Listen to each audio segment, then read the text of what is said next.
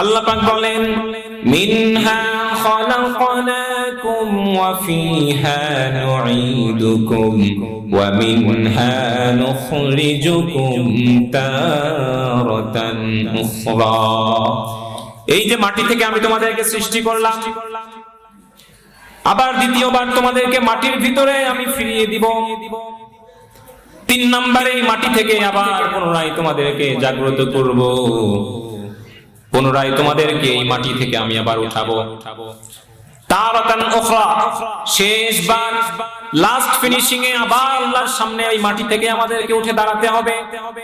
সুতরাং মৃত্যুবরণ থেকে শুরু করে জন্ম থেকে মৃত্যু এবং আখিরাতের দিনে আল্লাহর সামনে দাঁড়ানো, এই সব কিছু আল্লাহ পাক রব্বুল আলামিন কোরআনের পদ্ধতি অনুযায়ী চালানোর জন্য নির্দেশ করেছে।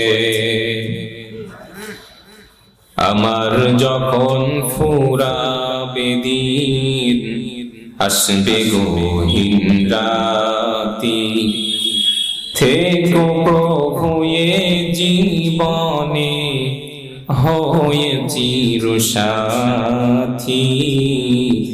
আসবে গহীন রাত্রি। জীবন নদীর দুকুল জুড়ে আসবে অমানিশা, থাকবে না আর এ দু চোখে একটু আলো দিশা। সেদিন আমার, সেদিন আমার, সেদিন আমার অন্ধ চোখে তুমি আলোর জ্যোতি, আসবে গহীন রাত্রি। ঠিক কিনা বলেন? এই জীবনের সবকিছু শেষ হয়ে যাবে, আল্লাহর সামনে আবার আমাদেরকে দাঁড়াতে হবে। জীবনে কি করলাম, কিভাবে চললাম, কমিউনিজমের অনুসরণ করলাম নাকি সমাজতন্ত্রের অনুসরণ করলাম নাকি রাজতন্ত্রের অনুসরণ করলাম, এই সব কিছুর জবাব, সব কিছুর উত্তর আল্লাহর সামনে আমাদেরকে দিতে হবে। ওই আল্লাহ পাক রব্বুল আলামিন বলতেছেন أن يعبدوا الله واتقوه وأطيعون। ও বান্দা, দুনিয়াতে যখন চলবা আমার ইবাদত করবা, আমার দেখানো পথ অনুযায়ী চলবা, আমাকে ভয় করবা, আমার পদ্ধতি কালামুল্লাহ মাজিদের অনুসরণ করবা। আরেক আয়াতে আল্লাহ পাক বলতেছেন আফাহাসিবতুম আন্নামা খালাকনাকুম আবাতান ওয়া আন্নাকুম ইলাইনা লা তুরজাউন। সুবহানাল্লাহ। তোমরা কি মনে করেছো, তোমরা কি ধারণা করেছো তোমাদেরকে এমনি এমনি সৃষ্টি করেছি? নুতফা বীর্য থেকে জমাট রক্ত, জমাট রক্ত থেকে অস্থি মজ্জা, এইখান থেকে হাড়ের গঠন, স্কেলিটন, কঙ্কাল দেহ, এরপরে বডির স্ট্রাকচার, গোস্তের প্রলেপ, চামড়া, এই সব কিছু দিয়ে তিলে তিলে আমি তোমাদেরকে সৃষ্টি এমনি এমনি করি নাই। ওয়া আন্নাকুম ইলাইনা লা তুরজাউন। আর তোমরা কি এই ধারণা করে বসে আছো তোমরা আমার কাছে ফিরে আসবে না, আমার কাছে প্রত্যাবর্তন করবে না, মৃত্যুর পরে পুনরায় তোমাদেরকে জীবিত করা হবে না? তোমরা কি এই ধারণা করতেছো? আল্লাহ পাক রব্বুল আলামিন এই কথা বলতেছে وَمَن يَدْعُ مَعَ اللَّهِ إِلَٰهًا آخَرَ لَا بُرْهَانَ لَهُ بِهِ। যারা দুনিয়াতে আল্লাহ ছাড়া আর কাউকে ডাকবে, আল্লাহ ছাড়া আল্লাহর সঙ্গে আর কাউকে শরীক করবে, তার সমকক্ষ কাউকে বানাবে, কাউকে শিরিক, শিরিকের ভিতরে আল্লাহকে শরীক করবে, এই মানুষগুলির কোনো আমল আল্লাহ পাক রব্বুল আলামিন গ্রহণ করবেন না। নাউজুবিল্লাহ। যেমনি ভাবে আসহাবে উখদুদের ঘটনা আল্লাহ পাক বর্ণনা করেছেন, আল্লাহ পাক বলতেছেন উতিলা আসহাবুল উখদুদ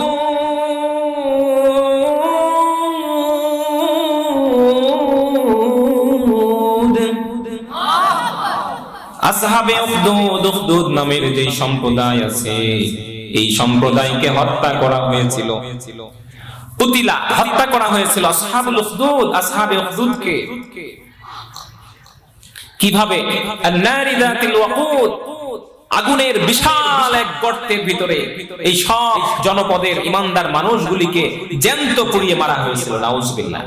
সূরা বুরুজের ভিতরে আল্লাহ পাক কয়েকটা আয়াতে এই বিষয়টি উল্লেখ করেছেন। সহিহ মুসলিমের 3005 নম্বর হাদিসের ভিতরেও এই ঘটনাটা এসেছে।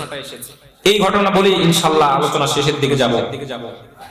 সৌদি আরবের দক্ষিণে অবস্থিত ইয়েমেন সীমান্তের নাজরান নামের একটা এলাকা ছিল। এই এলাকায় হিমিয়ার নামের একটা রাজ্য ছিল। এই রাজ্যের ভিতরে একজন ইহুদি বাদশা ছিল, তার নাম ছিল ইউসুফ। ইহুদি। এই ইহুদি বাদশা তার সময় তার রাজ্যে সবথেকে বেশি যে শিক্ষার প্রচলন ছিল, দাম ছিল, মূল্যায়ন ছিল, সেটা হচ্ছে জাদুবিদ্যা। কি বিদ্যা বলেন?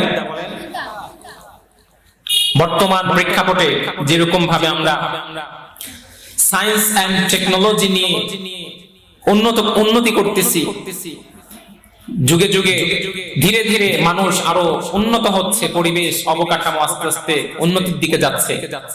সবকিছু আমাদের টেকনোলজি নির্ভর, ডিপেন্ডেন্ট। আল্লাহ পাক রব্বুল আলামিন ওই সময়ের কথা বলতেছেন, সেই সময়ে এরা ছিল জাদুবিদ্যার উপর ডিপেন্ডেন্ট। তাদের সমাজে জাদুবিদ্যার প্রচলন ছিল, জাদুবিদ্যা নিয়ে তারা চর্চা করত। সেই বাদশার কাছে একবার রাজ্যের শ্রেষ্ঠ জাদুকর বাদশা, যাকে রাজ জাদুকর হিসেবে স্বীকৃতি দিয়েছিল, এই জাদুকর বৃদ্ধ হয়ে পড়েছে। বৃদ্ধ হওয়ার পরে এই জাদুকর এবার বাদশার কাছে এসে বলতেছে, ও বাদশা, আমি তো বৃদ্ধ হয়ে গেলাম, আমার জাদু তো আমাকে মৃত্যু থেকে বাঁচাতে পারবে না।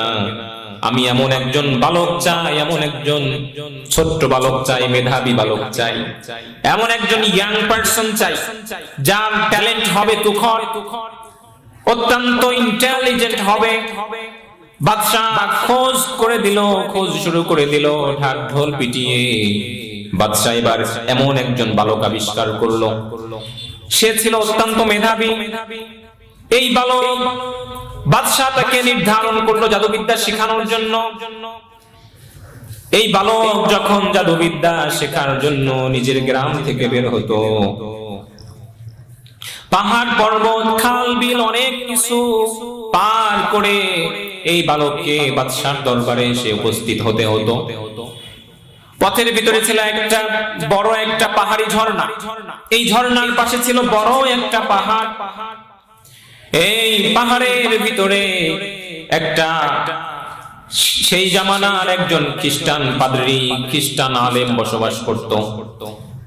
এই বালক একদিন এই পথ ধরে যাচ্ছে, যেতে যেতে হঠাৎ করে সে দেখতে পেয়েছে এই ঝর্ণার ধারে একজন বৃদ্ধ মানুষ, সে গোপনে গোপনে ঝর্ণার পানি ব্যবহার করে, আর এই পাহাড়ের গুহার ভিতরে সে থাকে। বালকের মনে কৌতূহল হলো, কিউরিসিটি জাগলো, এই মানুষটা একা একা এই পাহাড়ের ভিতরে কি করে, কি তার কারণ, কি তার মজা, কি কারণে এই লোকটা এই গর্তের ভিতরে বসবাস করে নির্জনে। সে চুপি চুপি গেল, দেখতে পেল এই লোকটা অনেকগুলি ফলকের ভিতরে, সেই জামানায় কিতাব ছিল না, বই ছিল না। বর্তমান জামানার মতো এইরকম বইয়ে বাইন্ডিং সিস্টেম, কিতাব, বই, বুকস আর এই জিনিসগুলো ছিল না। তখন সবকিছু লিপিবদ্ধ করা হতো মাটির ফলকে। আমরা যেরকম টাইলস ইউজ করি, এরকম টাইলসের মতো মাটির কিছু ফলক থাকতো। এইগুলিতে বড় বড় অক্ষরে খোদাই করে করে বিদ্যার প্রয়োজনীয় জিনিসগুলি লেখা হতো। তো এই বালক যখন গেছে, দেখতেছে এইরকম মাটির ফলক, অর্থাৎ কিতাব অনেকগুলি, পুরা গুহা ভর্তি শুধু কিতাব। তো এরপরে তার আগ্রহ হয়েছে এই বিষয় সম্পর্কে জানার।